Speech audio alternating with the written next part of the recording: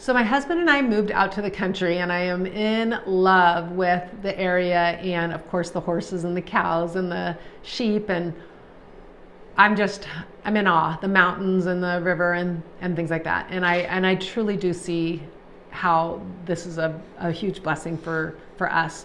So I'm grateful every day. I had a great little visit with our neighbors, and she has 12 horses, a goat, and 2 little donkeys. And so we went over and talked with her, me and my dog, my best friend. We went over and talked with her, and she got me into the pen with all these horses. There were 6 of them, I believe, and they were yearlings, 1-year-old horses. And they were I had my little dog in my hand, and they were all coming at us from every angle. And it was a little scary because they're so big and they're young. And so they were pushing against me and pushing against my dog. And we were just in the midst of these horses pushing against us. And it's been a long time since I've really been in a pen with horses pushing against me.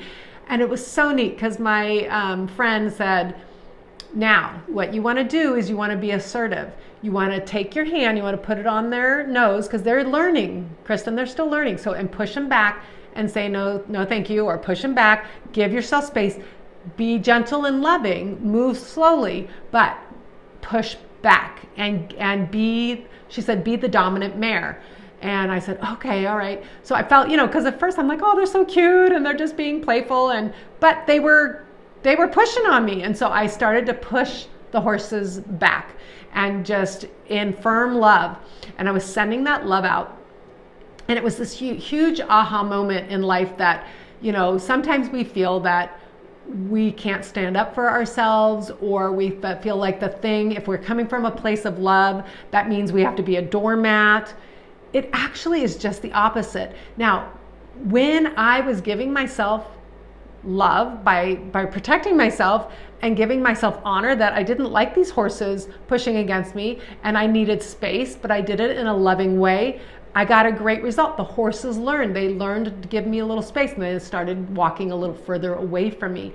And I felt like, isn't that what we need to do in life? If something isn't working for you, it's okay to say no thank you in a gentle way, but stand firm in caring for yourself first. Because if we let everything else around us dictate what happens to us, we'll just be bowled over in life. We'll just be like the wind is going to be pushing us here and there. Have your roots down firmly. Know where you're going. Allow for the changes of wind to come. Allow for unexpected things. Like, again, I didn't know the horses were going to be doing that to me. That was unexpected. I thought I'd get into this pen and it'd be all kumbaya. Like, I'd be petting them and they'd be, I don't know. It's been so long since I've been around horses. So it really taught me a lot about standing. It's good to stand firm in what you see best for yourself in a loving way. It doesn't mean anyone else is wrong. Didn't mean those horses were wrong around me. It just meant that I didn't appreciate them pushing against me, and they just needed to know my boundaries.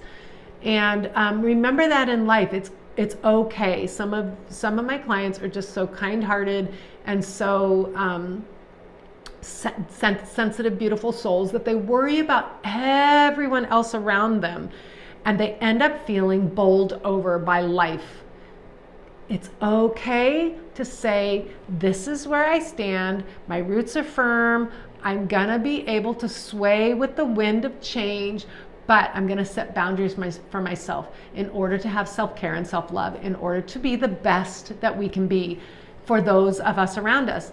And it really does bless others when we are in a place of love of ourselves. So change the way you look at something, and what you look at changes. So change the way that you see yourself in this world, that you are somebody who can have firm boundaries and still send out love to all those around you.